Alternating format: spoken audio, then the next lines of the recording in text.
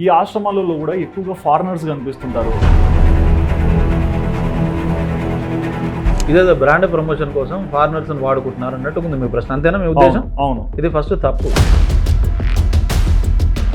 కానీ తమిళనాడు గవర్నమెంట్ కూడా కొంచెం యాంటీగా కనిపించారు. ఆశ్రమం నడిపించకూడదు, లేకుంటే దాని మీద గవర్నమెంట్ అండర్లో నడచాలి, ఇట్లాంటి విమర్శలు కూడా ఇచ్చారు. మామూలుగా ఇప్పటిదాకా మీరు యాంకర్ లాగా అడిగారు కదా, ఇప్పుడు నేను మిమ్మల్ని అడుగుతాను ఒక ప్రశ్న. చెప్పండి. సరే, కొన్ని ప్రోగ్రామ్స్కి డబ్బులు ఉంటాయి, ఉండవు అనట్లే నేను. ఉంటే ఆ డబ్బులు దేనికి వాడుతున్నాడు సద్గురు? మంచిగా చెడుగా. ఏంటి సద్గురు ఏమన్నా పబ్బులు కడుతున్నాడా, క్లబ్బులు కడుతున్నాడా? ఇలా సద్గురు వచ్చిన తర్వాత ఆదియోగి అని తీసుకొచ్చి, లింగభైరవి అని తీసుకొచ్చి చెప్పేసేసి, ధ్యానలింగం అని తీసుకొచ్చేసేసి, అంటే మన శివరాత్రిని లేదా మన సనాతన ధర్మాన్ని ప్రపంచం మొత్తాన్ని పరిచయం చేస్తున్నాడు.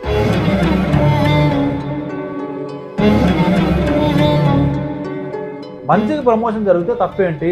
ధర్మానికి ప్రమోషన్ జరిగితే తప్పేంటి? జాతీయతకు ప్రమోషన్ జరిగితే తప్పేంటి అంటున్నాను.